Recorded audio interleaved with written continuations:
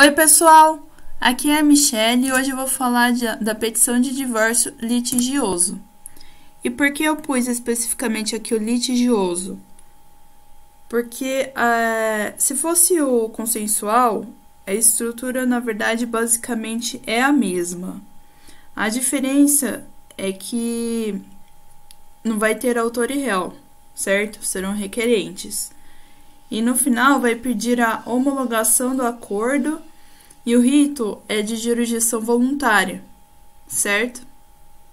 Essa é a diferença. Bom, primeiramente, na ação de divórcio litigioso, veio o endereçamento.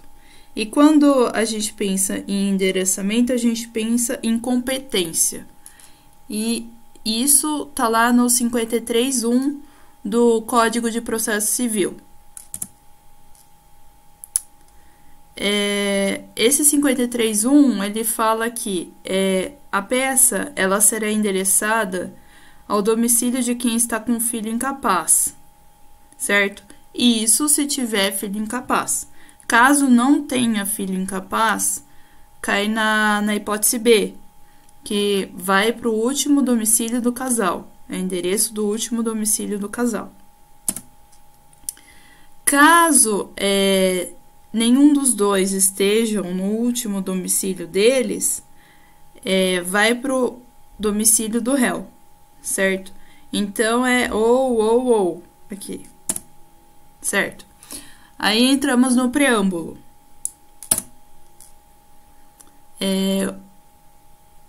No preâmbulo, as partes elas podem ser do mesmo sexo, certo? Hoje já é uma realidade no Brasil e os cartórios eles devem realizar sim os casamentos entre pessoas do mesmo sexo. Aí o rito especial é do 693 do CPC.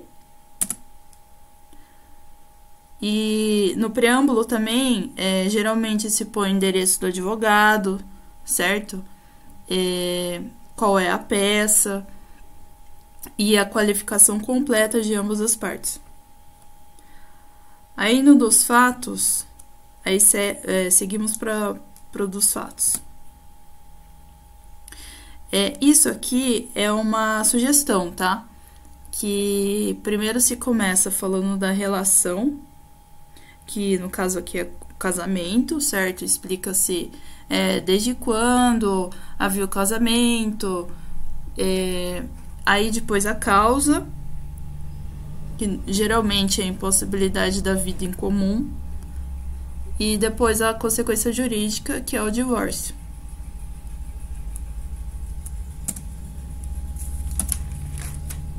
Aí depois vem o do direito, que são os fundamentos jurídicos, certo? Os legais, que tá na lei. Aí aqui eu vou pôr sugestões. Que, por exemplo, diante da impossibilidade de manutenção da vida em comum, de rigor a decretação do divórcio a fim de dissolver o matrimônio, conforme o disposto no artigo 226, parágrafo 6º da Constituição Federal. O divórcio, portanto, é modalidade de extinção do casamento, conforme a previsão do artigo 1571, inciso 4 do Código Civil e também do artigo 24 da Lei número 6.515 de 77, que é a Lei do Divórcio, certo?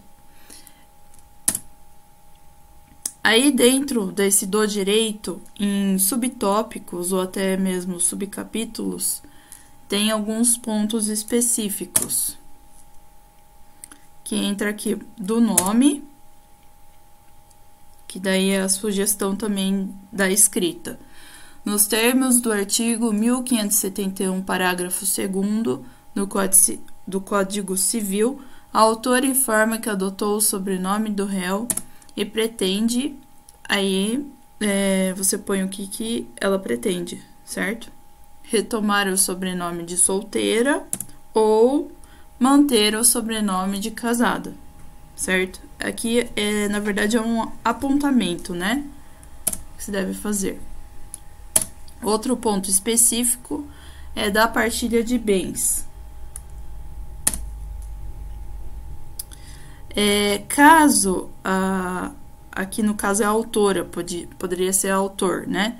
Caso, se ela pretender fazer a partilha depois da ação de divórcio, ela pode.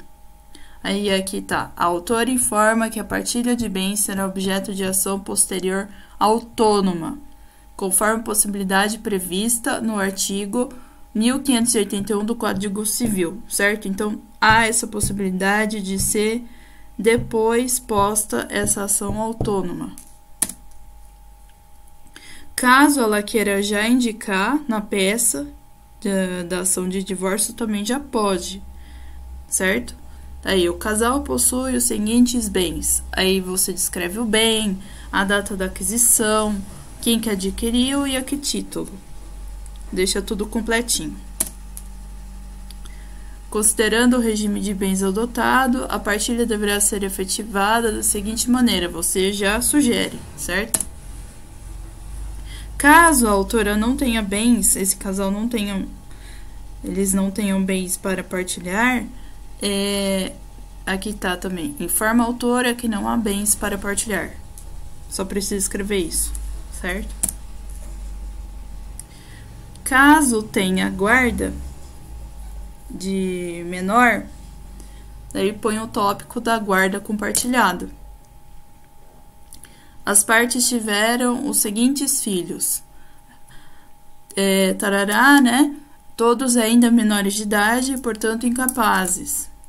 A teor do disposto nos artigos 1583, parágrafo 1º e 1584, parágrafo 2º, ambos do Código Civil, a autora requer que seja deferida a guarda compartilhada, nos moldes a serem fixados por Vossa Excelência, certo?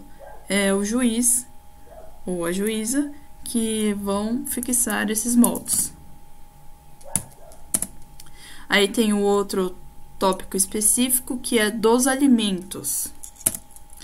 Esse dos alimentos é para o cônjuge, tá? Não é para o filho.